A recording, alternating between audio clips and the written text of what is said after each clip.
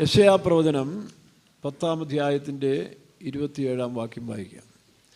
യെശയ്യാ പ്രവചനം 10:27. അഭിഷേകത്താൽ നുകം. അന്നാളിൽ അവൻ്റെ ചുമട് നിന്റെ തോളിൽ നിന്നും അവൻ്റെ നുകം നിന്റെ കഴുത്തിൽ നിന്നും നീങ്ങിപ്പോകും. പുഷ്ടി നിമിത്തം നുകം ഒടിഞ്ഞു പോകുന്നതാണ്. The yoke shall be destroyed by anointing എന്നാണ്. അഭിഷേകത്താൽ നുകം നീങ്ങിപ്പോകുന്നതാണ്. പ്രിയ ദൈവമക്കളെ, നമ്മെ സംബന്ധിച്ചിടത്തോളം നമുക്കറിയാം, പെന്തിക്കോസ്റ്റിൻ്റെ ശക്തി എന്ന് പറയുന്നത് അഭിഷേകമാണ്. കാരണം കർത്താവിൻ്റെ കൂടെ ഉണ്ടായിരുന്ന ശിഷ്യന്മാർ പത്രോസും യോഹന്നാനും സെബെദീപുത്രന്മാർ, ഇവരെല്ലാം അവരെയൊക്കെ സാധാരണ മനുഷ്യനല്ല. സെബെദീപുത്രന്മാരെ തണ്ടറിങ് അല്ലെങ്കിൽ ഇടിമക്കൾ എന്നാണ് പറഞ്ഞിരുന്നത്. അത്രയ്ക്കും ലോകപ്രകാരം പവർഫുള്ളായിരുന്നു. പത്രോസും അതുപോലെ തന്നെ, കേഫ. എന്നാൽ അവരുടെ ശക്തി കൊണ്ടോ ജ്ഞാനം കൊണ്ടോ ഇത് പിടിച്ചിരിക്കാവുന്ന ഒരു കേസല്ല. അതുകൊണ്ടാണ് യേശു ക്രിസ്തുവിൻ്റെ മരണത്തിന് ശേഷം അവരെല്ലാം പിന്മാറിപ്പോയി. അവരെല്ലാം വീണ്ടും പഴയ പണിക്കങ്ങ് പോയി. ഇത്രയുള്ള മനുഷ്യൻ. എന്നാൽ കർത്താവരോട് പറഞ്ഞു, നിങ്ങൾ ഉയരത്തിലെ ശക്തി ധരിക്കുവോളം നഗരത്തിൽ പാർപ്പിൻ. യേശുവിനറിയാം ഇത് മനുഷ്യ ബലം കൊണ്ട് ചെയ്യുന്നതല്ല, ഇത് മാനുഷിക ജ്ഞാനം കൊണ്ട് ചെയ്യേണ്ട ഒരു പ്രവൃത്തിയല്ല. ഇതറിയാവുന്നതുകൊണ്ടാണ് യേശു അപ്പോസ്തല പ്രവൃത്തി 1:8 ലൂക്കാസ് സുവിശേഷം 24 അവസാനം പറയുമ്പോൾ, അല്ലെങ്കിൽ 1 തന്നെയുണ്ട്, അപ്പോസ്തല പ്രവൃത്തി തന്നെയുണ്ട്, എന്താ, എന്നോട് കേട്ട പിതാവിൻ്റെ വാഗ്ദത്തത്തിനായി നിങ്ങൾ യെരൂശലേമിൽ കാത്തിരിക്കണം. വായിച്ച് അപ്പോസ്തല പ്രവൃത്തി 1:4-8 വായിച്ച്. 1:8. എന്നാൽ പരിശുദ്ധാത്മാവ് നിങ്ങളുടെ മേൽ വരുമ്പോൾ നിങ്ങൾ ശക്തി ലഭിച്ചിട്ട് യെരൂശലേമിലും യഹൂദയിൽ എല്ലായിടവും ശമര്യയിലും ഭൂമിയുടെ അറ്റത്തോളവും എൻ്റെ സാക്ഷികളാകും. ശക്തി ലഭിച്ചിട്ട് യഹൂദയിലും യെരൂശലേമിലും എല്ലായിടത്തോളം എൻ്റെ സാക്ഷികളാകും. മറ്റേ വാക്യം വായിച്ച്. നിങ്ങൾ യെരൂശലേമിൽ നിന്ന് മടങ്ങിപ്പോകാതെ. എത്രാം വാക്യം? 4-ാം വാക്യം. 1:4. നിങ്ങൾ യെരൂശലേമിൽ നിന്ന് മടങ്ങിപ്പോകാതെ എന്നോട് കേട്ട പിതാവിന്റെ വാഗ്ദത്തത്തിനായി കാത്തിരിക്കണം. എന്നോട് കേട്ട പിതാവിന്റെ വാഗ്ദത്തത്തിനായി കാത്തിരിക്കണം. അപ്പോൾ ഒരു കാര്യം നമ്മൾ ഓർത്തോണം, ഈ വാഗ്ദത്തം എന്ന് പറഞ്ഞാൽ പരിശുദ്ധാത്മാവിനെയാണ്. യോഹന്നാന്റെ സുവിശേഷം 14-ാം അധ്യായം 15-16 പരിശുദ്ധാത്മാവിനെ കുറിച്ച് യേശു കർത്താവ് വളരെ വ്യക്തമായിട്ട് പറഞ്ഞിട്ടുണ്ട്. അവൻ വരുമ്പോൾ സകല സത്യത്തിലും വഴി നടത്തും, പാപത്തെക്കുറിച്ചും നീതിയെക്കുറിച്ചും ന്യായവിധിയെക്കുറിച്ചും ബോധം വരുത്തും. ഇന്നിപ്പോൾ ലോകത്തിൽ പൊതുവെ മനുഷ്യൻ പാപികളാണെന്നും പാപത്തിന് ജീവിച്ചാൽ ശിക്ഷയുണ്ടെന്നൊക്കെ പറയുന്നത് കേൾക്കുന്നത് പരിഹാസവും, അങ്ങനെ പറയുന്നവരെ പുച്ഛിച്ചു തള്ളുന്നൊരു കാലമാണ്. അവർ പറഞ്ഞ അതിൽ പറയേണ്ട ആവശ്യമില്ല. ഈ അടുത്ത കാലത്ത് ഒരു വലിയ പ്രാസംഗികം ഇങ്ങനെ പറയുണ്ടായി, ക്രിസ്ത്യാനികൾ വെറും മണ്ടന്മാരാണ്. കാരണം അവരെപ്പോഴും ഞങ്ങൾ പാപികളാണ്, ഞങ്ങൾക്ക് വേണ്ടി അപേക്ഷിക്കണമെന്ന് ഇങ്ങനെ പറയുന്ന പാവങ്ങളാണ്, മണ്ടന്മാരാണ്, പൊട്ടന്മാരാണ് ആര്? ക്രിസ്ത്യാനികളെന്നാണ് ആ ബുദ്ധിജീവി പറഞ്ഞത്. പക്ഷേ ഈ ഏറ്റുപറച്ചിലിൽ ശുദ്ധീകരണം പ്രാപിക്കുകയല്ലേ? ഇവരുടെ വീടുകളിൽ അഴുക്കും മാലിന്യം ഉണ്ടെങ്കിൽ എന്ത് ചെയ്യും? ദിവസവും പെറുക്കിയെടുത്ത് കളയത്തില്ലേ? അപ്പോൾ വീട്ടിലെ മാലിന്യങ്ങൾ പുറത്ത് കളയുക. അതുകൊണ്ട് എന്താ സംഭവിക്കുന്നത്? വീട് ശുദ്ധീകരണം ഉണ്ടാകും. അപ്പം നമ്മുടെ പാപങ്ങളെ കണ്ടുപിടിച്ച് കുറവുകൾ ഏറ്റു പറയുമ്പോൾ ശുദ്ധീകരണം പ്രാപിച്ചു പോയി. ഇല്ലെങ്കിൽ എനിക്കൊരു പാപവും ഇല്ല, ദൈവവും ഇല്ല, ലോകത്തിൽ ഒന്നുമില്ല എന്ന് പറഞ്ഞുകൊണ്ട് ന്യായം പറയും തോറും ഈ പാപത്തിൻ്റെ ശക്തി നമ്മളെ വാടുകൊണ്ടേയിരിക്കും. ഒരു ദിവസം ഈ മരണം നമ്മളെ കയറി പിടിക്കുമ്പോൾ മനുഷ്യൻ നെട്ടോട്ട് ഓടുകയല്ലേ? എങ്ങനെങ്കിലും ജീവിക്കണം, ഏതെങ്കിലും ആശുപത്രി പോയി അല്ലെങ്കിൽ ഏതെങ്കിലും മാർഗത്തിൽ, അതിനുവേണ്ടി മനുഷ്യൻ നെട്ടോടുകയാണ്. എന്നാൽ പാപത്തെ വിട്ടൊഴിഞ്ഞൊരു മനുഷ്യർക്ക് അവരുടെ ജീവിതത്തിൽ മരണം അവർക്ക് വിഷയമല്ല. എബ്രായലേഖനം 1:9 നമ്മൾ വായിക്കുമ്പോൾ കർത്താവായ യേശു മരണത്തെ ആസ്വദിച്ചെന്നാണ്. നോക്കണം, അപ്പോൾ മരണത്തെ ആസ്വദിച്ച് മരിക്കാം. ചിലരൊക്കെ മരിക്കാൻ പോകുന്ന സമയത്ത് എന്തോ ഒരു പ്രശ്നങ്ങളാണ്. ഞാൻ മാവേലിക്ക് ഇരിക്കുന്ന സമയത്ത് അവിടെ ഒരു ക്രൈസ്തവ കുടുംബത്തിൽപ്പെട്ട ഒരു അച്ചായൻ ബോധിച്ച പോലെ ജീവിച്ച മനുഷ്യനാണ്. ബോധിച്ച പോലെ ജീവിച്ചു. അദ്ദേഹത്തിൻ്റെ മകനും ഭാര്യയും കുടുംബമൊക്കെ വിശ്വാസത്തിൽ വന്നു. അങ്ങനെ വിശ്വാസത്തിൽ വന്നു കഴിഞ്ഞപ്പോൾ ഈ മനുഷ്യനെ ഒറ്റപ്പെട്ട പോലെ അദ്ദേഹം എന്ത് ചെയ്യുന്നറിയാമോ? ആ പാപ വഴികൾ, മദ്യപാനവും ചില കാര്യങ്ങളൊക്കെ പിന്നെ തുറന്നുകൊണ്ടിരുന്നു. പെട്ടെന്ന് ഞാൻ മരണത്തോളം എത്തി. മരിക്കാറായി, മരണക്കിടക്ക് കിടന്ന് താൻ നിലവിളിക്കുകയാണ്, കാറി നിലവിളിക്കുകയാണ്. ഭയങ്കരമായ കാർച്ച. അപ്പോൾ ഇവർ വിശ്വാസിയായതുകൊണ്ട് ഫെയ്ത്തോമിൽ വന്ന് പറഞ്ഞു പാർശ്വത പ്രാർത്ഥിക്കണമെന്ന് പറഞ്ഞു. അങ്ങനെ അന്ന് ഞാനല്ല, വേറൊരാളാണ്. അദ്ദേഹം പോയി പ്രാർത്ഥിക്കാൻ ചെന്ന സമയത്തിൽ ഈ മനുഷ്യൻ കാറി നിലവിളിക്കുകയാണ്, അയ്യോ ചുറ്റിനും തീയാണ്, പിശാചുക്കൾ കാണ്ടാമൃഗത്തിൻ്റെ വേഷത്തിൽ എന്നെ വലിച്ച് തീരിക്കാത്തിടാൻ പോകുന്നേ, ഞാൻ നരകത്തിൽ പോകുമേ എന്ന് പറഞ്ഞ് ഈ മനുഷ്യൻ കാറി നിലവിളിക്കുകയാണ്. അന്ന് ദോഹ മാത്തുക്കുട്ടി ബ്രദറാണ് അവിടുത്തെ ശുശ്രൂഷൻ, മാവേലിക്കരയിലിരുന്ന്. അപ്പോൾ അദ്ദേഹം പ്രാർത്ഥിച്ച് ശാസിച്ചു. അപ്പോൾ ഈ മനുഷ്യൻ പറഞ്ഞു, എന്നെ രക്ഷിക്കണേ, ഞാനിനി ജീവിച്ചോളാം, ദൈവത്തെ അറിഞ്ഞ് ജീവിച്ചോളാം എന്ന് പറഞ്ഞു. അങ്ങനെ അദ്ദേഹം ശാസിച്ചു, തനിക്കൊരു സമയം കൂടെ കൊടുത്തു, താൻ രക്ഷിക്കപ്പെട്ടു. അതിനുശേഷം എല്ലാ ആഴ്ചയിലും സാക്ഷി പറയും. പിന്നീട് ഞാനവിടെ ചെല്ലുമ്പോൾ ഈ മനുഷ്യൻ നല്ല വാഗ്ദത്ത വചനങ്ങൾ പറഞ്ഞ് സാക്ഷി പറയും. ഒരു ദിവസം ആരോഗ്യത്തോടെ മനുഷ്യൻ 19 വയസ്സുണ്ടെങ്കിലും ആരോഗ്യത്തോടെ ഇരിക്കുകയാണ്. ഒരു ഞായറാഴ്ച മനോഹരമായൊരു സാക്ഷി പറഞ്ഞ്, നല്ല ആരോഗ്യമുള്ളൊരു മനുഷ്യൻ, താൻ വീട്ടിൽ ചെന്നു. അപ്പോൾ ആ സാക്ഷി പറഞ്ഞതിൻ്റെ അർത്ഥം എന്താ? താൻ ഇനി സ്വർഗത്തിലേക്ക് പോകാൻ പോകുന്നത് തൻ്റെ സമയമായെന്നൊക്കെയാണ് പറയുന്നത്. പക്ഷേ ആരോഗ്യവാൻ ഇരുന്നുകൊണ്ട് ആരും അത് അങ്ങനെ നോക്കിയില്ല. അവിടെ ചെന്ന് അല്പം ഭക്ഷണം കഴിച്ചു മതിയെന്ന് പറഞ്ഞു. വായെല്ലാം കഴുകി കട്ടിലേക്ക് കയറി. അദ്ദേഹം എല്ലാവരും വിളിച്ചു പ്രത്യാശയോടെ. അപ്പോഴത്തേക്ക് ഞാനും ചെന്നു, പ്രാർത്ഥിച്ചു, താൻ അക്കരയ്ക്ക് പോയി വളരെ സന്തോഷത്തോടെ. അപ്പം ജീവിതത്തിൽ ഇങ്ങനെയുള്ള സംഭവങ്ങൾ നമ്മൾ കാണുന്നുണ്ട്. അപ്പം മരണത്തെ നമുക്ക് ആസ്വദിക്കണമെങ്കിൽ, മരണം നമുക്കൊരു ട്രാൻസ്ഫർ പോലെയാണ്. അത് ശരിയായി ആസ്വദിക്കണമെങ്കിൽ പാപം നമ്മൾ വിട്ടു ഒഴിഞ്ഞിരിക്കണം. അല്ലെങ്കിൽ പാപമില്ലാത്ത മനുഷ്യൻ, പാപത്തെ ഒഴിഞ്ഞൊരു മനുഷ്യൻ ഇവിടെ രാജാവ് തന്നെയാണ്. സ്വത്തോണ്ടുള്ള കാര്യമൊന്നുമില്ല. പാപം വിട്ടുകളഞ്ഞ, പാപം ചെയ്യാത്തവരാരുമില്ലല്ലോ, നീതിമാൻ ആരുമില്ല, ഒരുത്തൻ പോലുമില്ല. എല്ലാവരും പാപം ചെയ്ത് ദൈവദേശം നഷ്ടപ്പെട്ടു. എന്നാൽ പാപം കൂടാതെ ജീവിക്കുന്നെങ്ങനെ? എത്ര മനോഹരമായ സ്വർണ്ണപാത്രമാണെങ്കിൽ പോലും അതിൽ ഭക്ഷണം വിളമ്പിക്കഴിഞ്ഞാൽ ആ പാത്രത്തിൻ്റെ പേരെന്താ? എച്ചിൽ പാത്രം എന്നാണ്. അത് പിന്നെ എച്ചിൽ പാത്രമാകും എന്ന് പറഞ്ഞ പോലെ ഈ പാപത്തിൻ്റെ ശക്തി നമ്മളിൽ വാഴുമ്പോൾ സാത്താൻ്റെ എച്ചിൽ പാത്രമായിട്ട് നമ്മൾ മാറും. അവൻ ഇതിനകത്ത് ഭക്ഷണം കഴിച്ച് അവൻ്റെ ഇഷ്ടം നടവേറി കഴിയുമ്പോൾ നമ്മൾ എച്ചിൽ പാത്രമാകും. അതിനുദാഹരണമാണല്ലോ ദാവീദ്. ഒരു വഴിപോക്കനെ ഭക്ഷണം കൊടുത്ത് സ്വീകരിക്കാൻ പോയതല്ലേ, അങ്ങനെ തന്നെ പറയുന്നുണ്ട്. ഒരു വഴിപോക്കുമ്പോൾ അവനെ സൽക്കരിക്കാൻ ഒരു ആട്ടുകുട്ടിയെ പാചകം ചെയ്ത് കൊടുത്തു. പക്ഷെ അതോടെ അവൻ എച്ചിൽ പാത്രമായി മാറി. പിന്നീട് അവൻ്റെ പാപങ്ങളെ കഴുകിക്കളയാൻ ആ 51-ാം സങ്കീർത്തനം വായിച്ചാൽ മതി. 51-ാം സങ്കീർത്തനം എങ്ങനെയാണ് തന്നെ കഴുകുന്നത്? 1-2 വാക്യം വായിച്ച്. ആ എച്ചിൽ പാത്രമായ ദാവീദ് വീണ്ടും യഥാസ്ഥാനപ്പെടുവാൻ ആ കഴുകലിനെ കുറിച്ച് മനോഹരമായൊരു സങ്കീർത്തനമാണ് 51-ാം സങ്കീർത്തനം. വായിച്ചേ. ദൈവമേ, നിന്റെ ദയയ്ക്ക് തക്കവണ്ണം എന്നോട് കൃപയുണ്ടാകണമേ. നിന്റെ കരുണയുടെ ബഹുത്വപ്രകാരം എന്റെ ലംഘനങ്ങളെ മായിച്ചു കളയണമേ. പിന്നെ എന്നെ നന്നായി കഴുകി എന്റെ അകൃത്യം പോക്കണമേ. ഭക്തൻ എപ്പോഴും ആഗ്രഹിക്കുന്നതാണ് നന്നായി കഴുകുക, കേട്ടോ. നന്നായി കഴുകണമേ, നന്നായി കഴുകി എന്റെ അകൃത്യം പോക്കണമേ, എന്റെ പാപം നീക്കി എന്നെ വെടിപ്പാക്കണമേ. അപ്പോൾ താഴോട്ട് വായിച്ചു. അവൻ്റെ പ്രാർത്ഥനയുടെ ഉദ്ദേശം, അവനൊരു ദൈവത്തിലായിരുന്നു, പക്ഷേ പാപം പ്രവേശിച്ചപ്പോൾ താങ്ങാൻ ഒക്കുന്നില്ല. പാപത്തിൻ്റെ ശക്തിയോട് ദൈവത്തോട് വസിപ്പാൻ കഴിയില്ലെന്ന് മനസ്സിലായ ദാവീദ് നന്നായി കഴുകണമേ, ഈ സോപ്പ് കൊണ്ട് ഏറ്റവും വൃത്തിയായിട്ട് എന്നെ കഴുകണമേ എന്ന് പ്രാർത്ഥിക്കുക. തന്നെയല്ല, അതിന് താഴെ വായിക്കുമ്പോൾ നീ ഒടിച്ച അസ്ഥികൾ ഉല്ലസിക്കട്ടെ, സന്തോഷവും ആനന്ദവും എന്നെ കേൾക്കുമാറാക്കണമേ. വായിച്ചേ. സന്തോഷവും ആനന്ദവും എന്നെ കേൾക്കുമാറാക്കണമേ, നീ ഒടിച്ച അസ്ഥികൾ ഉല്ലസിക്കട്ടെ. ഒരു കാലത്ത് ഞാൻ ചിന്തിച്ചിരുന്നത് എന്താ അർത്ഥം? ദൈവം മനുഷ്യൻ്റെ അസ്ഥി ഒടിക്കുമോ? അല്ല, എന്താ ദാവീദ് ഇങ്ങനെ പ്രാർത്ഥിച്ചത്? എനിക്ക് സംശയം ഉണ്ടായിരുന്നു.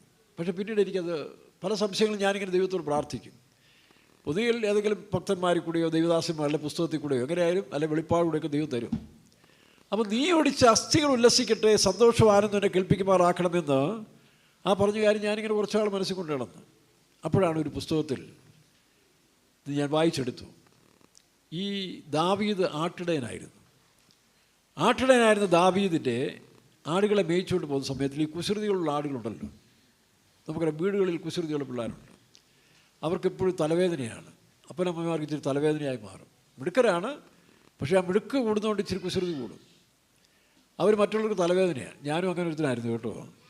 ഇച്ചിരി മിടുക്ക് കൂടുന്തോറും കുഴപ്പടി കൂടിക്കൊണ്ടേയിരുന്നു. അടിയും കിട്ടും.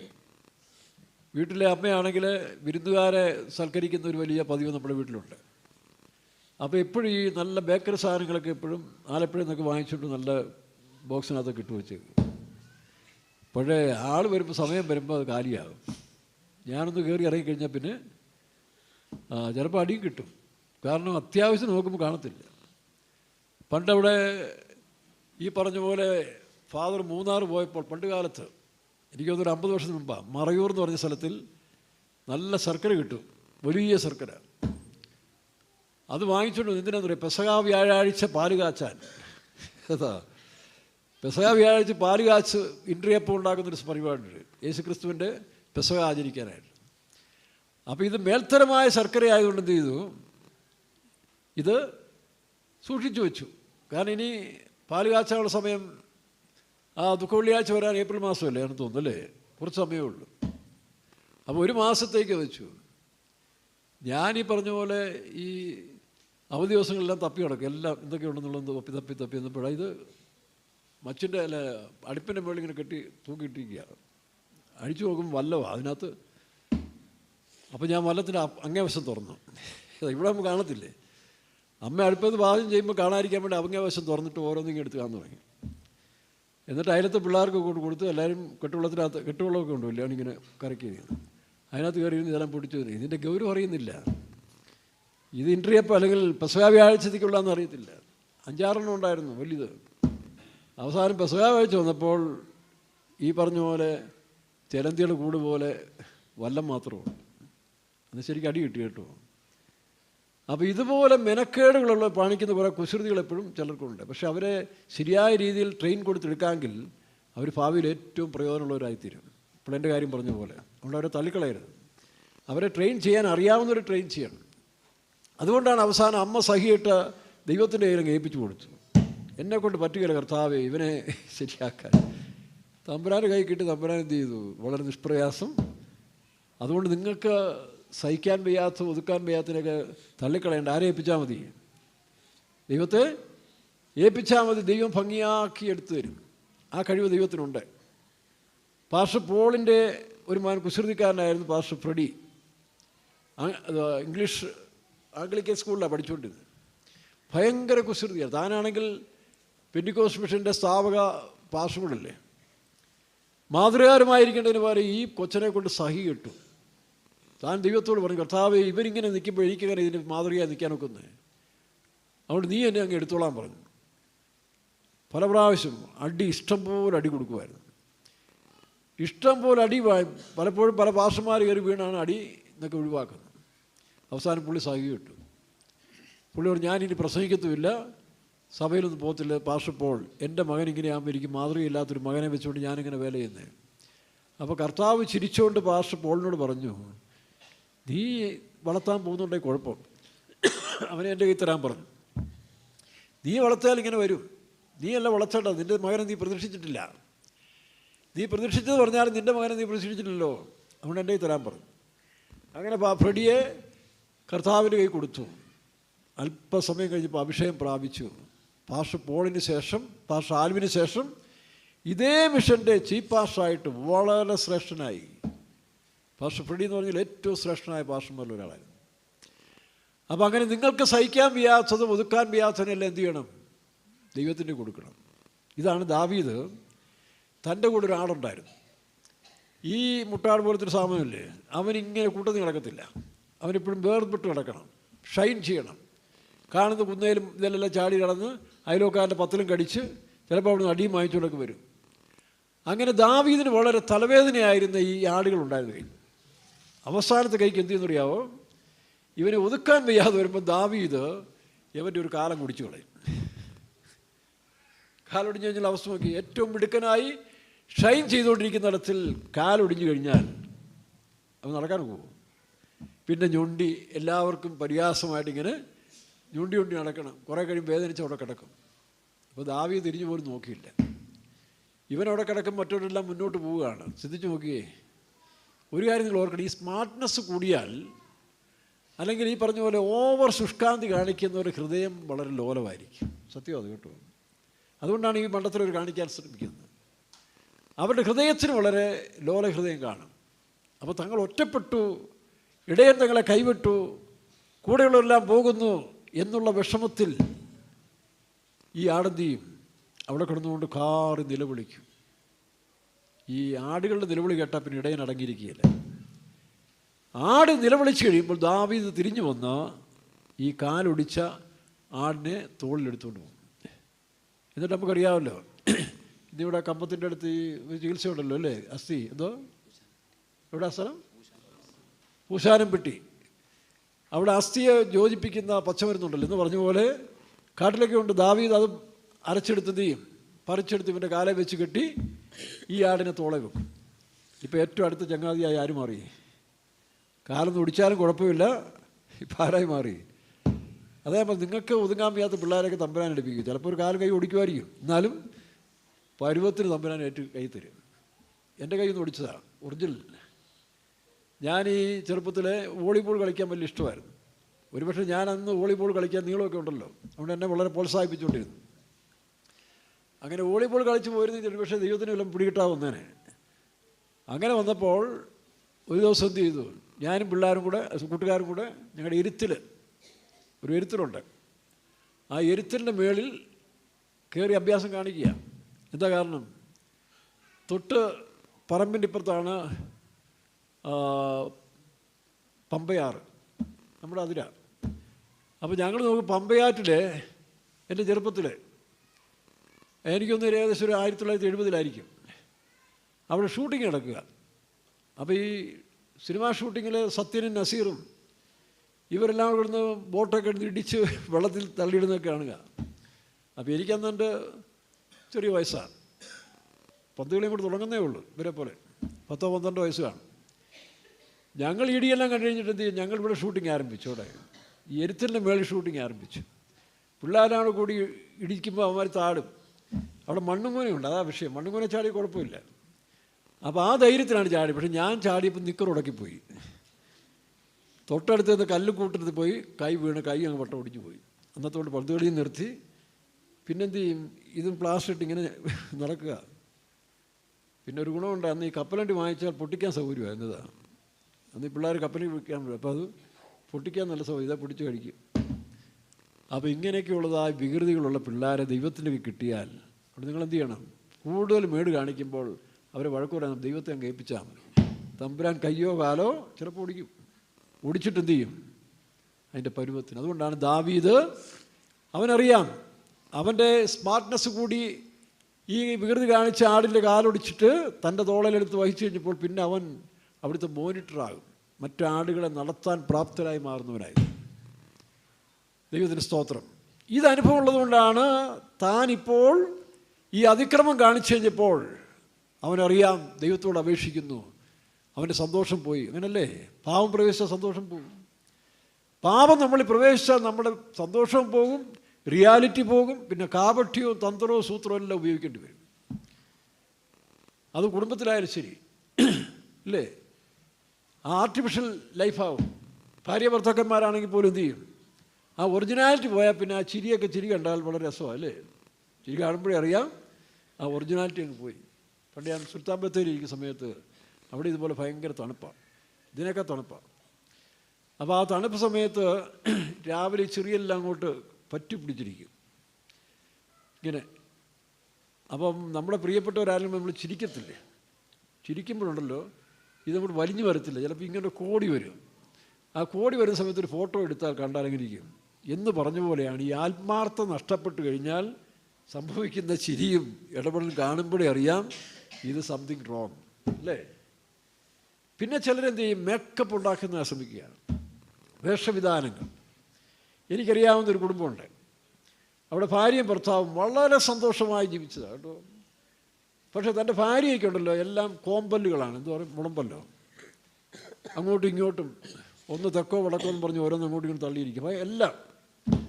പക്ഷേ അവർ ചിരിക്കുമ്പോൾ ഈ മോണ പോലും മൊത്തം കാണാം. പക്ഷെ അവർ സിൻസിയർ ആയതുകൊണ്ട് ഒറിജിനൽ ചിരിയാണ്. അപ്പോൾ ഇത് മക്കളൊക്കെ പ്രായമായപ്പോൾ പിള്ളേർക്ക് തോന്നി അമ്മയുടെ പല്ലൊക്കെ ഒന്ന് മാറ്റി സ്റ്റൈലം പല്ല് വെക്കാമെന്ന്.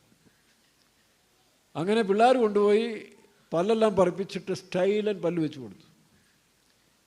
അപ്പോൾ കണ്ടാലൊരുമാതിരി വൃത്തിയൊക്കെ ഉണ്ടെങ്കിലും ഇവർ ചിരിക്കുമ്പോൾ ഭർത്താവ് കരയുക കേട്ടോ. അതാ രസം. പുള്ളിക്ക് വലിയ സങ്കടം വരിക. അപ്പോൾ ചോദിച്ചാൽ അച്ഛാ ഇപ്പം നല്ല പല്ലല്ലേ പിന്നെന്താ?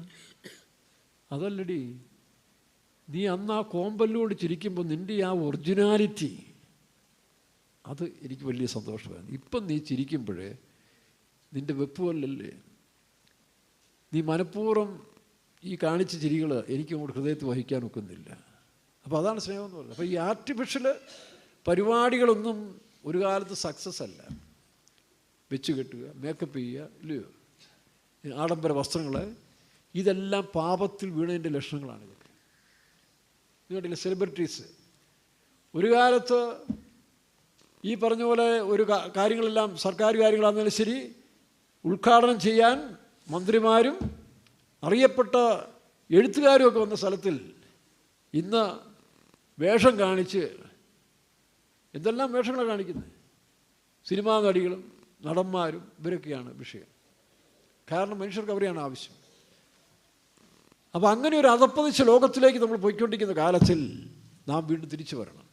ഒറ്റ കാര്യം ചെയ്താൽ മതി, പാപത്തെ വിട്ടൊഴിയുക. ദാവീദ് പറയുന്നു, നീ ഒടിച്ച അസ്ഥികൾ സന്തോഷവും ആനന്ദം വീണ്ടും വായിച്ചു. സന്തോഷവും ആനന്ദവും എന്നെ കേൾക്കുമാറാക്കണമേ. നീ ഒടിച്ച അസ്ഥികൾ അതാണ് ഏറ്റുപറച്ചിലാണ്. സദൃശവാക്യം നമ്മൾ വായിക്കുമ്പോൾ 24 തൻ്റെ ലംഘനങ്ങൾ മറയ്ക്കുന്നവന് ശുഭം വരികയില്ല. അതുകൊണ്ട് മറച്ചുള്ള ജീവിതം അധികാലം മുമ്പോട്ട് കൊണ്ടുപോകാനൊക്കത്തില്ല കേട്ടോ. ഭാര്യ ഭർത്താക്കന്മാരായാലും ശരി, വിശ്വാസികളായാലും വേലക്കാരായാലും ശരി, ഈ ആർട്ടിഫിഷ്യൽ ലൈഫ് എന്ന് പറയുന്നത് വളരെ അപകടമാണ്. അത് അധികാലം മുമ്പോട്ട് പോകത്തില്ല. 28:13 വായിക്കാം. തന്റെ ലംഘനങ്ങളെ മറയ്ക്കുന്നവന് ശുഭം വരികയില്ല, അവയെ ഏറ്റുപറഞ്ഞ് ഉപേക്ഷിക്കുന്നവനോ കരുണ ലഭിക്കും. ഏദൻ തോട്ടത്തിൽ നമുക്കറിയാം, ആദാമുടെ ഒറിജിനാലിറ്റി ലൈഫിൽ ദൈവം തോട്ടത്തിൽ വരുമ്പോൾ തന്നെ ദൈവത്തെ സ്വീകരിക്കാൻ അവർ നിൽക്കുകയാണ്. എന്തോ ഒരു സന്തോഷമായിരുന്നു. പക്ഷെ പാപം പ്രവേശിച്ചപ്പോൾ ഓടി ഒളിക്കുകയാണ്. അപ്പോൾ ഒളിക്കുന്നൊരവസ്ഥ പാപത്തിനുണ്ട്. പാപം നമ്മളിലുണ്ടെങ്കിൽ നമ്മൾ ആർട്ടിഫിഷ്യൽ ചിരി, ആർട്ടിഫിഷ്യലായിട്ടുള്ള ആർട്ടിഫിഷ്യൽ ഇൻ്റലിജൻസ് എന്ന് പറഞ്ഞ പോലെയാണ്. ഇപ്പോൾ എല്ലാം അങ്ങനെ വരികയില്ലേ. അപ്പോൾ അങ്ങനെയുള്ള ചിരി. രണ്ടാമത് ചെയ്തു, സ്വന്തമായിട്ട് വസ്ത്രം ഉണ്ടാക്കാൻ തുടങ്ങും, സ്വന്തം പദ്ധതികളെ ഉണ്ടാക്കാൻ തുടങ്ങും. ഇതൊക്കെ ശരിയാണ്. പക്ഷേ ഇതിൻ്റെ അവസാനം ശരിയായ സൂര്യൻ ഉദിച്ചപ്പോൾ അവരുടെ വസ്ത്രം വാടിപ്പോയി. അവിടെ നമ്മളെന്തിനു പെന്തിക്കോസുകാരായ നമ്മളെന്തിനു ആർട്ടിഫിഷ്യൽ ലൈഫ്. അതാണ് ഇന്നലത്തെ ആ ക്രിക്കറ്റ് പ്ലെയർ ജമീമ റോഡ്രിക്സിനെ ഞാൻ കണ്ടത്. അവളുടെ ആ ചിരിയും ആ ഏറ്റുപറച്ചിലും കരച്ചിലും ആ ദൈവത്തെ സാക്ഷിക്കുന്നത് കണ്ടപ്പോൾ അറിയാതൊരു സന്തോഷം തോന്നി. മുഴുവൻ ലോകത്തും ഒരൊറ്റ ദിവസം കൊണ്ട് യേശുവിൻ്റെ നാമം അവൾ ഉയർത്തി. നോക്കണം, ഒരു മടിയില്ലാതെ. അവൾക്ക് പല ലാഭങ്ങൾ അവർ നഷ്ടമാക്കി മാറ്റി. താനും അപ്പനും കൂടെ ഒരു ഓഡിറ്റോറിയത്തിൽ മീറ്റിംഗ് നടത്തിക്കൊണ്ടിരിക്കുമ്പോൾ സുവിശേഷ വിരോധികൾ ഇവരെ അതിൽ നിന്നെല്ലാം പിന്തിരിപ്പിക്കുക മാത്രമല്ല അവരുടെ അംഗത്വം കൂടി ഇല്ലാതാക്കി കളഞ്ഞു. എന്നിട്ട് അവൾ പിന്മാറിയില്ല. നാളെ വേണമെങ്കിൽ അവാർഡുകൾ കൂടുതൽ കിട്ടിയേക്കാം. പക്ഷെ എങ്കിലും അവൾ അറിഞ്ഞ സത്യം, ജീസസിനെ, യേശുവാണ് എന്നെ ശക്തീകരിച്ചത്. അപ്പോൾ അങ്ങനെയെങ്കിൽ ആ യേശു ക്രിസ്തു കൊണ്ട് നമുക്കും, യേശു പറഞ്ഞ് എന്നെ കൂടാതെ നിങ്ങൾക്കൊന്നും ചെയ്യാൻ കഴിയില്ല, നമുക്കും ആ ക്രിസ്തുവിൻ്റെ വചനം, ക്രിസ്തുവിൻ്റെ സത്യങ്ങൾ ഉൾക്കൊണ്ടുകൊണ്ട് മുൻപോട്ട് ജീവിക്കാം. നമ്മൾ വായിച്ചല്ലോ അഭിഷേകം. ഈ കാലത്ത് നമുക്ക് ഇത് വേണം, ദൈവത്തിൻ്റെ വചനത്തെ ഉൾക്കൊള്ളുന്ന പോലെ ഒരു അഭിഷേകത്തിന് വേണ്ടി കാത്തിരിക്കണം. നഗരത്തിൽ കാത്തിരിക്കാൻ യേശു പറഞ്ഞതുപോലെ അഭിഷേകം പ്രാപിച്ച പലരുമുണ്ട്, ഇപ്പോൾ പുതുക്കം പ്രാപിച്ചവരുണ്ട്. ഈ ദിവസങ്ങളിൽ പ്രാർത്ഥനയെല്ലാം കുറേ പുതുക്കം പ്രാപിച്ചവരുണ്ട്. ഇനി പ്രാപിക്കാത്തവരും അഭിഷേകമുണ്ടെങ്കിൽ നിലനിൽക്കാൻ സാധിക്കുകയുള്ളൂ. അഭിഷേകത്താൽ മാത്രമേ സാത്താന്യ ശക്തികളെ ജയിക്കാൻ സാധിക്കുകയുള്ളൂ കേട്ടോ. നമ്മുടെ ബുദ്ധി കൊണ്ടോ പ്രായം കൊണ്ടോ അനുഭവപരിചയങ്ങളുണ്ടോ പാപത്തെയോ സാത്താനും ജയിക്കാൻ കഴിയില്ല. അതിനാണ് അഭിഷേകം. നമ്മൾ വായിച്ചല്ലോ, അഭിഷേകത്താൽ മുഖം ഒടിഞ്ഞു പോകും അല്ലേ? ഇംഗ്ലീഷുണ്ടോ? യോഗ്ഷാൽ ഡിസ്ട്രോയിഡ് ബൈ അനോയിന്റിങ്. അഭിഷേകത്താൽ വായിച്ചേ. The yoke shall be destroyed because of the anointing. Yoke shall be destroyed by anointing. Because anointing. അപ്പോൾ ഇത് കളയരുത്. വീടുകളിൽ നിങ്ങളുടെ പ്രാർത്ഥനയിൽ, കുടുംബ പ്രാർത്ഥനയിൽ അഭിഷേകത്തിന് സമയം കൊടുക്കണം. എല്ലാ മീറ്റിങ്ങിലും അഭിഷേകത്തിന് സമയം കൊടുക്കണം. അഭിഷേകമുള്ളവരെ ആർക്കും തോൽപ്പിക്കാൻ ഒക്കത്തില്ല. വരട്ടാം, ഭീഷണിപ്പെടുത്താം, പക്ഷേ യഥാർത്ഥ ശക്തി വരുമ്പോൾ അതിനെല്ലാം നമുക്ക് മേൽക്കൊള്ളാൻ കഴിയും. നമുക്കറിയാം, ന്യായാധിപന്മാർ പുസ്തകം 14-ാം അധ്യായത്തിൻ്റെ 3-ാം വാക്യം മുതൽ വായിക്കുമ്പോൾ ന്യായാധിപന്മാരുടെ പുസ്തകം 14:3 മുതൽ വായിക്കുമ്പോഴേ അവിടെ സിംസോൻ എന്ന് പറയുന്ന ഒരു കഥാപാത്രമുണ്ട്, ഒരു വ്യക്തി, ഒരു ആശീർവാദക്കാരൻ. ഇസ്രായേൽ ജനങ്ങളെ ഫെലിസ്ത്യർ കണ്ടമാനം ഉപദ്രവിക്കുക, അവരുടെ വിളവെല്ലാം എടുത്തുകൊണ്ട് പോവുകയും മഹാ ഉപദ്രവം നടത്തിക്കൊണ്ട സമയത്തിൽ ഇസ്രായേലിൻ്റെ പാപം നിമിത്തമാണ് ഫെലിസ്ത്യർ അവരെ വാഴാൻ തുടങ്ങിയത്. ഇസ്രായേൽ ദൈവത്തിൻ്റെ വഴികൾ വിട്ടു പോകുമ്പോൾ അന്യശക്തികൾ അവരെ വാഴാൻ തുടങ്ങും. നമ്മളൊക്കെ അങ്ങനെയാണ്. ദൈവത്തിൻ്റെ വഴികളെ നാം വിട്ടു പോകുമ്പോൾ പ്രാകൃത ശക്തികൾ നമ്മളെ വാഴും. വേണ്ടാത്ത രോഗങ്ങളും പാപശക്തികളും മറ്റുള്ളവരുമൊക്കെ എതിർപ്പ് നമുക്കുണ്ടാകും. എന്നാൽ നാം മാനസാന്തരപ്പെട്ട് ദൈവത്തെ അന്വേഷിച്ച് ദൈവത്തിൻ്റെ മുഖം അന്വേഷിക്കുമ്പോൾ ഇങ്ങനല്ലേ ദിനവൃത്താന്ത പുസ്തകത്തിൽ വായിക്കുന്ന എങ്ങനെ 14 16 7:14 അല്ലേ അവിടുത്തെ എഴുതിയിരിക്കുന്നത്, എൻ്റെ നാമം ധരിക്കപ്പെട്ട വായിക്കാം 7:14 വാക്യം. ദിനവൃത്താന്ത പുസ്തകം 7:14 എൻ്റെ നാമം ധരിക്കപ്പെട്ടിരിക്കുന്ന എൻ്റെ ജനം തങ്ങളെ തന്നെ താഴ്ത്തി പ്രാർത്ഥിച്ച് എൻ്റെ മുഖം അന്വേഷിച്ച് തങ്ങളുടെ ദുർമാർഗങ്ങളെ വിട്ടു തിരിയുമെങ്കിൽ ഞാൻ സ്വർഗത്തിൽ നിന്ന് കേട്ട് അവരുടെ പാപം ക്ഷമിച്ച് അവരുടെ ദേശത്തിന് സൗഖ്യം വരുത്തി കൊടുക്കും. അപ്പോൾ നാം അതാണ് പണി. നമ്മൾ എന്ത് ചെയ്യണം? നമ്മൾ ദുർമാർഗങ്ങളെ വിടണം, പാപവഴികളെ വിടണം. എന്നിട്ട് ദൈവസന്നിധിയിൽ കാത്തിരിക്കുമ്പോൾ ദൈവം തൻ്റെ ശക്തിയോട് നമ്മെ നിറയ്ക്കും. ആ അഭിഷേകത്താലാണ് ഈ നുകശക്തികൾ നമ്മുടെ മേൽ വ്യാപിക്കുന്ന ശക്തികൾ മാറണമെങ്കിൽ ബൈബിൾ കുറെ വായിച്ചുകൊണ്ടും ബുദ്ധി കൊണ്ടും കുറെ പ്രസംഗം കേട്ടുകൊണ്ട് യൂട്യൂബിലെ പ്രസംഗം കേട്ടുകൊണ്ടൊന്നും ആകുന്നില്ല. അതിനുപരി ഈ ശക്തി നമ്മൾ വ്യാപരിക്കണം. എന്നിൽ ബലത്തോടെ വ്യാപരിക്കുന്നവൻ്റെ വ്യാപാര ശക്തി ഈ താഴ്ചയുള്ള ശരീരത്തെ തൻ്റെ മഹത്വമുള്ള ശരീരത്തോട് അനുഭവപ്പെടുത്തുന്ന ദൈവത്തിൻ്റെ വ്യാപാര ശക്തിക്ക് ഇടം കൊടുത്തെങ്കിൽ മാത്രമേ ഈ താഴ്ചയുള്ള ശരീരത്തെ അല്ലെങ്കിൽ മഹത്വമുള്ള ശരീരമാക്കി മാറ്റുകയുള്ളൂ. അതാണ് നമ്മൾ ശിംശോൻ്റെ കഥ വായിക്കുമ്പോൾ ശിംശോനെ ദൈവം അഭിഷേകം ചെയ്തത് ഫെലിസ്ത്യരെ ഇല്ലാതാക്കാനാണ്. ഫെലിസ്ത്യരുടെ ശക്തി ഇസ്രായേലിനെ വിടിവിക്കണം. പക്ഷേ എന്താ സംഭവിച്ചേ? അവൻ അതിനുവേണ്ടി ഒരു ദൈവത്തിൻ്റെ ഒരു കമ്മീഷൻ നടത്തുവാൻ വേണ്ടി തിമ്നയിലേക്ക് പോകുന്ന സമയത്ത്, ഫെലിസ്ത്യ പ്രഭുക്കന്മാരെ നേരിടാൻ ചെല്ലുന്ന സമയത്തിൽ പിശാചിന് മനസ്സിലായി ഇവനെ ഇങ്ങനെ വിട്ടാൽ ഒക്കത്തില്ല. അതുകൊണ്ടാണ് നമ്മൾ ജീവിക്കാൻ തീരുമാനിക്കുമ്പോൾ, ഒരു സത്യത്തിന് വേണ്ടി മുന്നോട്ട് പോകുമ്പോൾ ഇതുവരെ അടങ്ങിക്കിടന്ന സാത്താൻ നമുക്കെതിരായി തീരും. നിങ്ങൾക്കറിയാലോ, ഒരു പാർട്ടിയിൽ പ്രവർത്തിച്ചുകൊണ്ടിരിക്കുന്ന ഒരാൾ ആ പാർട്ടിയുടെ ഏറ്റവും ശക്തനായ ആളാണെങ്കിൽ പോലും ആ പാർട്ടി വിട്ട് മറ്റൊന്നിലേക്ക് പോകുന്ന സമയത്ത് അവരെന്ത് ചെയ്യും? അയാളെ സഹിക്കാനൊക്കത്തില്ല. വേറെ പാർട്ടിക്കാരുള്ളവർക്ക് പ്രശ്നമില്ല, പാർട്ടി ഉപേക്ഷിച്ച് പോയാലും കുഴപ്പമില്ല. പക്ഷേ വേറൊരു പാർട്ടി ചേർന്ന് കഴിഞ്ഞാൽ ഒന്നുകിൽ അവനെ ഇല്ലാതാക്കും, അല്ലെങ്കിൽ അവൻ്റെ പേരില്ലാതാക്കും. അങ്ങനെ എത്രയോ പേര് നമുക്കറിയാം ഇല്ലേ? ഇവിടെ തന്നെ നമുക്ക് എത്രയോ പാർട്ടി നേതാക്കന്മാരെ അവസാനം ഇല്ലാതാക്കാൻ ശ്രമിച്ചത് എന്താ കാരണം? വെട്ടിക്കൊല്ലുകയും അവരെ ഇല്ലാതാക്കുകയും ചെയ്യുന്നതിന് കാരണം അവരുടെ പാർട്ടിയിൽ നിന്ന് വിട്ടുപോയത് മാത്രമല്ല, മറ്റൊന്നിൽ പോയി കയറുക, അവർക്കെതിരായിട്ടുള്ള സംഘടനയിൽ പോയി ചേരുകയാണ്. ഇതാണ് സാത്താൻ ചെയ്യുന്നത്. അവൻ്റെ കസ്റ്റഡിയിൽ കിടക്കുന്ന മനുഷ്യർ രക്ഷിക്കപ്പെട്ട് ദൈവകൃപയിലേക്ക് വരുമ്പോൾ അവർ സഹിക്കാനൊക്കത്തില്ല. അതുവരെ അവൻ മിണ്ടാതിരുന്ന സാത്താൻ അവരോട് ഭയങ്കരമായി പോരാടും. അവരേത് വിധത്തിലും ഇല്ലാതാക്കാൻ ശ്രമിക്കും. പക്ഷെ ഭയപ്പെടേണ്ട, സാത്താനെ ജയിച്ചവനായ യേശുവാണ് നമ്മളുള്ളത്. തൽക്കാലം തോൽവിയാൻ തോന്നിയാലും പിന്നീട് നമുക്ക് ജയമായി മാറ്റിത്തരും. ഇവിടെ തിന്മയിലേക്ക് പോകുന്ന ശിംശോൻ വായിക്കാം. അനന്തരം ശിംശോൻ തിന്മയിലേക്ക് ചെന്നു. തിന്മയിൽ ഒരു ഫെലിസ്ത്യ കന്യകയെ കണ്ടു. അവൻ വന്ന് തൻ്റെ അപ്പനെയും അമ്മയെയും അറിയിച്ചു, ഞാൻ തിന്മയിൽ ഒരു മൂന്നാം വാക്യം പോലുമായി. അവൻ്റെ അപ്പനും അമ്മയും അവനോട്, അഗ്രചർമ്മികളായ ഫെലിസ്ത്യരിൽ നിന്ന് നീ ഒരു ഭാര്യയെ എടുപ്പാൻ പോകേണ്ടതിന് നിന്റെ സഹോദരന്മാരുടെ കന്യകമാരിൽ താഴെ അവൻ ഒരു മുന്തിരിത്തോട്ടത്തിൽ കൂടെ പോയപ്പോൾ അങ്ങനെ ശിംശോനും അവൻ്റെ അപ്പനും അമ്മയും തിന്മയിലേക്ക് പോയി. തിന്മയ്ക്കരികെയുള്ള മുന്തിരിത്തോട്ടങ്ങളിൽ എത്തിയപ്പോൾ തിന്മയ്ക്കരികെ, അപ്പോൾ തിന്മയിൽ ദൈവത്തിൻ്റെ ഒരു ദൗത്യം നടത്തുവാൻ ഈ തിരഞ്ഞെടുക്കപ്പെട്ട ഒരു വ്യക്തി, ചൂസൺ പേഴ്സൺ, അവൻ മുൻപോട്ട് പോകുന്ന സമയത്തിൽ സാത്താന് മനസ്സിലായി ഇവനെ വിടാൻ പാടില്ല. അത് നിങ്ങൾ ഓർത്തോണം.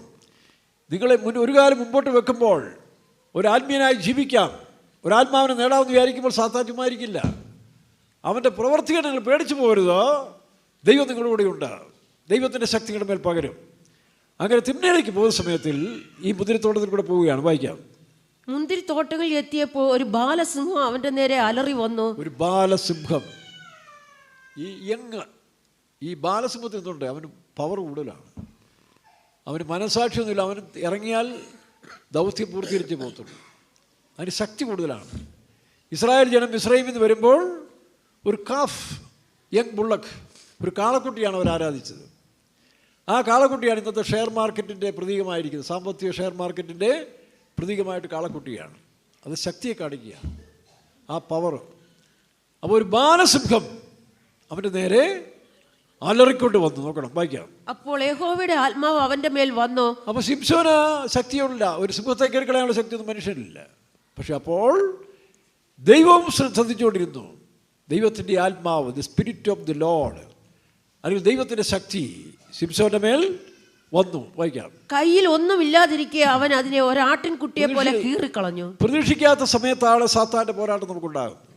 നമ്മൾ കൈ ഫ്രീ ആയിരിക്കുമ്പോൾ അല്ലെങ്കിൽ സമാധാനമായിരിക്കുമ്പോൾ ഭീകര അന്തരീക്ഷം ഉണ്ടാക്കുക, അതല്ല സാത്താൻ്റെ ശക്തി. സമാധാനമായ രാജ്യത്തിൽ, സമാധാനമായ ദേശത്തിൽ, സമാധാനമായ മനുഷ്യരിൽ ഭീകര അന്തരീക്ഷം ഉണ്ടാക്കി അവരെ തകർക്കുന്ന സാത്താൻ്റെ ശക്തി. അപ്പോൾ കയ്യിൽ ഒന്നുമില്ലാതിരിക്കെ, വായിക്കാം. അപ്പോൾ യഹോവയുടെ ആത്മാവ് അവന്റെ മേൽ വന്നു. യഹോവയുടെ ആത്മാവ് അവന്റെ മേൽ വന്നു. കയ്യിൽ ഒന്നുമില്ലാതിരിക്കെ അവൻ അതിനെ ഒരാട്ടിൻകുട്ടിയെ പോലെ കീറിക്കളഞ്ഞു. ഈ യങ് എന്ന് പറയുന്നത് മറ്റൊരു ഭാഷ പറഞ്ഞാൽ തീമോഥെയോസിന്റെ ലേഖനത്തിൽ വായിക്കുമ്പോൾ യൗവന മോഹങ്ങൾ. എത്ര പ്രായം ചെന്നാലും ശരി, ഈ യൗവന മോഹങ്ങൾ, അത് യോ പറയുന്നു അവൻ്റെ അസ്ഥികളിൽ, നോക്കണം, പ്രായം ചെന്ന യോ പറയാം, എൻ്റെ അസ്ഥികളിൽ യൗവന പാപം വാഴുന്നതാണ് പറയുന്നത്. എത്ര പ്രായം ചെന്നാലും ഈ ചെറുപ്പം മുതലേ നമ്മളിങ്ങനെ കൊണ്ടു നടക്കുന്ന ചില പാവങ്ങൾ വിട്ടുപോകുന്നില്ല.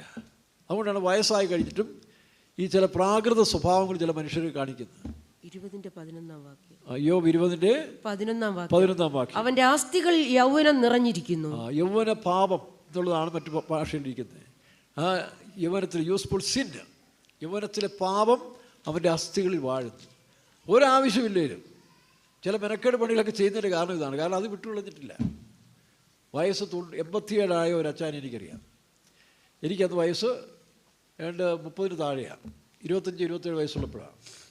87 വയസ്സുള്ള ഒരു അപ്പൻ എൻ്റെ അടുത്ത് വന്ന് ഒരു കാര്യം ഏറ്റു പറഞ്ഞു. ഞാൻ അന്ന് എനിക്ക് മനസ്സിലായത് 87 വയസ്സായാലും ഈ യൗവന പാപങ്ങൾ വിട്ടു പോകത്തില്ല. തൻ്റെ വീട്ടിലൊരു വളരെ അകത്തൊരു ബന്ധു, ഒരു സഹോദരി വന്നു.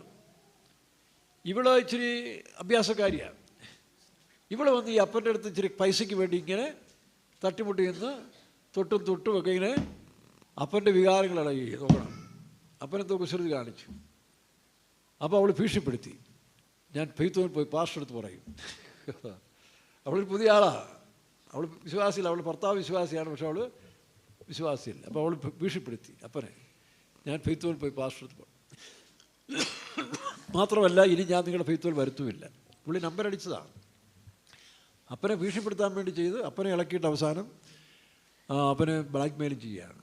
ഈ പാവം മനുഷ്യൻ ഒരാത്മാവ് നഷ്ടപ്പെടുകയെന്ന് പറഞ്ഞുകൊണ്ട് ആ ഭീതി, പൈസ പോട്ടെ, ആത്മാവ് നഷ്ടപ്പെടുമെന്നുള്ള രീതിയിൽ ഞാനിങ്ങനെ അവിടെ ഇതുപോലെ നിൽക്കുക. എൻ്റെ കൈക്ക് പിടിച്ച് അച്ചായിക്ക് വരാൻ പറഞ്ഞു.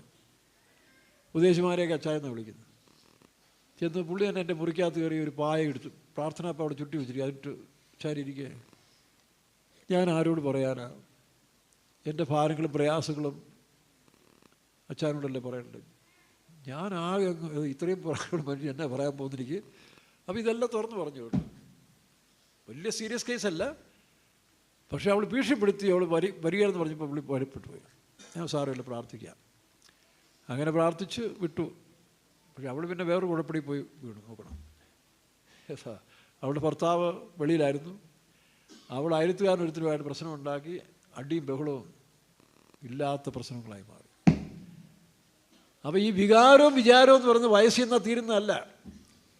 അതിനെ നമ്മൾ ഈ അഭിഷേകത്താൽ നിയന്ത്രിച്ചില്ലെങ്കിൽ, അല്ലെങ്കിൽ അതിനുള്ളതായ കപ്പാസിറ്റി കിട്ടിയില്ലെങ്കിൽ 100 വയസ്സായാലും, കാപ്പിപ്പൊടി അച്ഛൻ പറയുന്ന പോലെ കോപമായിരുന്നാലും വ്യഭിചാര ചിന്തയായാലും 100 വയസ്സായാലും, അച്ഛനെങ്ങനെ പറഞ്ഞല്ലേ, ചത്തു കിടന്നാലും പിന്നെ ഒരു അരമണിക്കൂറിൽ കാണുമെന്ന് പറഞ്ഞു ഈ ലസ്റ്റ്ഫുൾ അല്ലെങ്കിൽ യൗവനമോഹങ്ങൾ.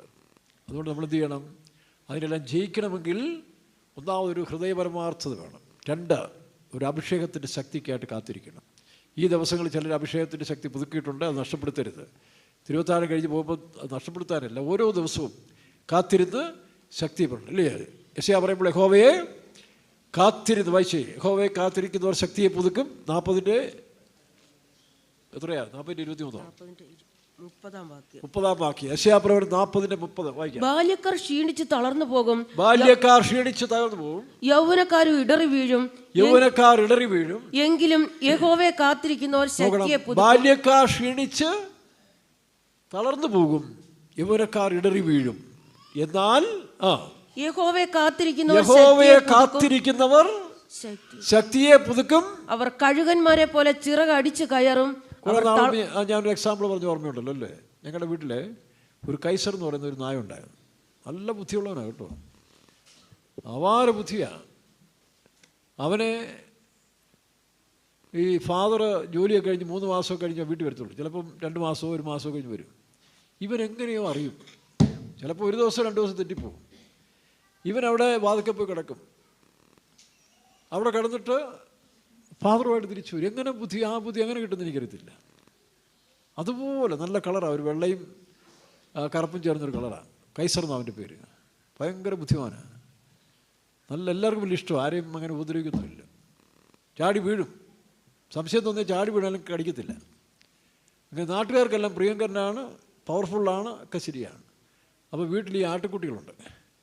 ആടിനെ വളർത്തും കുഞ്ഞുങ്ങളെ മിക്കവാറും കാണും, 3 ആളിനും കാണും എപ്പോഴും. 2 ആടൊക്കെ മിക്കവാറും കാണും അവിടെ. അപ്പോൾ ഈ ആട്ടുകുട്ടികൾ ഇവനും കൂടെ വിളയാടാൻ തുടങ്ങും. ഇവൻ ശക്തനല്ലേ, പവർഫുള്ളാണ്. അപ്പോൾ ആട്ടുകുട്ടിയുടെ മുമ്പിൽ ഷൈൻ ചെയ്യും, നീ ഒന്ന് വിളടാ, ഞാൻ പവർഫുള്ളാന്നുള്ള രീതിയിൽ ഇവൻ അങ്ങോട്ട് ചാടി തെങ്ങിൻ്റെ പൊറ്റേ കയറും, ഇല്ല അലക്കലിൻ്റെ അവിടെ ചാടി കയറും. ഇങ്ങനെ അഭ്യാസമെല്ലാം കാണിച്ചുകൊണ്ട് ഈ ആട്ടുകുട്ടികളും കൂടെ. പക്ഷേ ആട്ടുകുട്ടി അങ്ങ് ക്ഷീണിച്ചു പോകും, പാവങ്ങൾ. അപ്പോൾ ഇവൻ മിടുക്കനായിട്ടിങ്ങനെ ഇതിനെ നോക്കി നിൽക്കുന്നതൊക്കെ നമുക്ക് കാണാം. പക്ഷേ ആട്ടുകുട്ടി എന്തെന്നറിയാവോ, ക്ഷീണിച്ച് കഴിയുമ്പോൾ തള്ളയാടിൻ്റെ അടുത്തോട്ടങ്ങ് ചെല്ലും, അതിൻ്റെ അടിയിൽ ചെന്ന് അതിനെ പാൽ കുടിക്കും. പാൽ കുടിച്ച് കഴിയുമ്പോൾ ഇതിന് ബലമായി. പിന്നെ ആട്ടുകുട്ടി അടുത്ത ഷോയം കാണിക്കാൻ തുടങ്ങും. പിന്നെ കുറേ കഴിയുമ്പോൾ ആട്ടുകുട്ടി ക്ഷീണിക്കും. 1-2 പ്രാവശ്യം ക്ഷീണിച്ച് കഴിയുമ്പോൾ അവർ ഈ പാൽ കുടിക്കുന്നവരും ബലപ്പെടും. പക്ഷേ കൈസർക്കില്ലല്ലോ, കൈസർ കുടിക്കാനോ കാത്തിരിക്കാനോ പ്രാപിക്കാനോ ഇല്ലാത്തതുകൊണ്ട് അവൻ ക്ഷീണിച്ച് അവസാനം നാക്കും തള്ളി ഈ ആട്ടുകുട്ടിയുടെ മുമ്പിൽ തോറ്റവനെ പോലെ ഇരിക്കുകയാണ്. മനസ്സിലായോ? അതുകൊണ്ട് നമ്മൾ ബലഹീനരായിക്കോട്ടെ, ആട്ടുകുട്ടിയെ പോലെ അല്പപ്രാണിയായിരിക്കാം, പക്ഷേ സാത്താൻ കൈസറിനെ പോലെ ശക്തനാണെങ്കിലും നമുക്ക് ബലപ്പെടാനൊരു അവസരമുണ്ട്, അവനില്ല. അതുകൊണ്ട് അവൻ്റെ ശക്തി സ്വയാശ്രയ ശക്തിയാണ്. സാത്താൻ്റെ ശക്തി, സാത്താൻ്റെ സന്തതികളും വരട്ടാൻ നോക്കിയാൽ സാരമില്ല. യഹോവയെ കാത്തിരിക്കുന്നവർ ശക്തിയെ പുതുക്കും, അവർ കഴുകന്മാരെ പോലെ ചിറടിക്കും. നമുക്ക് അല്പസമയം ദൈവസന്നിധിയിൽ കാത്തിരിക്കാം. കർത്താവേ, നിൻ്റെ അഭിഷേകത്തിൻ്റെ മേൽ പകരണമേ. ആമേൻ, ആമേൻ. മാതൃതുല്യമായി പോറ്റുന്ന യഹോവ, മാറത്ത് പൊൻകച്ച കെട്ടിയവനായി തൻ്റെ സഭയെ പോഷിപ്പിക്കുന്നവൻ, പരിപാലിക്കുന്നവൻ. ആമേൻ. വെളിപ്പാട് പുസ്തകത്തിൽ നമ്മൾ വായിക്കുമ്പോൾ അവൻ മാറത്ത് പൊൻകച്ച കെട്ടി, അതേ, തൻ്റെ സഭയെ ഫീഡ് ചെയ്യുന്ന ഒരു മാതാവിനെ പോലെ ഇന്ന് പകൽക്കാലം നമ്മുടെ ബുദ്ധിമുണ്ട്. അവൻ്റെ സന്നിധിയിൽ കാത്തിരിക്കുക. യഹോവയെ കാത്തിരിക്കുന്നവർ ശക്തിയെ പുതുക്കും, അവർ കഴുകന്മാർ പോലെ ചിറകടിച്ചുയരും. പ്രിയ ദൈവജനമേ, നിന്റെ കുറവുകളെല്ലാം ദൈവം നീക്കുവാൻ, ശക്തിയെ പിശാചിനോട് ജയിക്കുവാൻ, പാപത്തോട് ജയിക്കുവാൻ, നിന്നിൽ പോരാടുന്ന ദുഷ്ടശക്തിയെ ജയിക്കുവാൻ യേശു തൻ്റെ ശക്തി പകരാൻ പോവുകയാണ്. യേശുവിൻ്റെ അഭിഷേകം പ്രാപിച്ചുകൊള്ളുക, ദൈവശക്തി പ്രാപിച്ചുകൊള്ളുക, ദൈവശക്തി പ്രാപിച്ചുകൊള്ളുക യേശുവിൻ്റെ നാമത്തിൽ. ഹല്ലേലൂയ. വിഭാരബല സംചിരബലബല കഥുരബലബല വംചിരബലവം ശ്രീയാതനാദനാദനാദ. ഓ ദീപബല സംചിരബലബല കഥുരബലം ചിരാദനാദ. ഈ ദുഷ്ടലോകത്തിൻ മാലിന്യങ്ങൾ ലേശവുമേശാതെ ജീവിക്കുവാൻ, ഈ ദുഷ്ടലോകത്തിൻ മാലിന്യങ്ങൾ ലേശവുമേശാതെ ജീവിക്കുവാൻ, വരുമടലിൽ ജയം പ്രാപിക്കുവാൻ,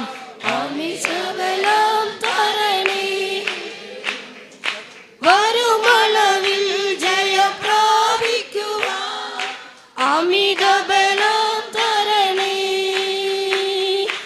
ഈ ദുഷ്ടലോകത്തിൻ മാലിന്യങ്ങൾ ലേശവുമേശാതെ ജീവിക്കുവാൻ, ഈ ദുഷ്ടലോകത്തിൻ മാലിന്യങ്ങൾ ലേശവുമേശാതെ ജീവിക്കുവാൻ, വരുമളവിൽ ജയം പ്രാപിക്കുവാൻ അമിത ബലം തരണേ. വരുമളവിൽ ജയം പ്രാപിക്കുവാൻ അമിത ബലം തരണേ. പുതിയ ശക്തി, പുതിയ കൃപ, പുതിയ സന്തോഷം പകരണമേ. പുതിയ ശക്തി, പുതിയ കൃപ, പുതിയ സന്തോഷം പകരണമേ. പരിശുദ്ധാത്മപൂരിതര തിരുഗീതം ചെയ്തിടുവാൻ, പരിശുദ്ധാത്മപൂരിതര തിരുഗീതം ചെയ്തിടുവാൻ, പരിശുദ്ധാത്മപൂരിതര തിരുഗീതം ചെയ്തിടുവാൻ. ഹല്ലേലൂയ, ഹല്ലേലൂയ, ഹല്ലേലൂയ.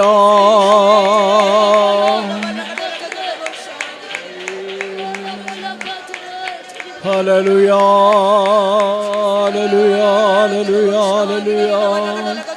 സകലവും നിനക്കായി കീഴ്പ്പെടും, കളിയും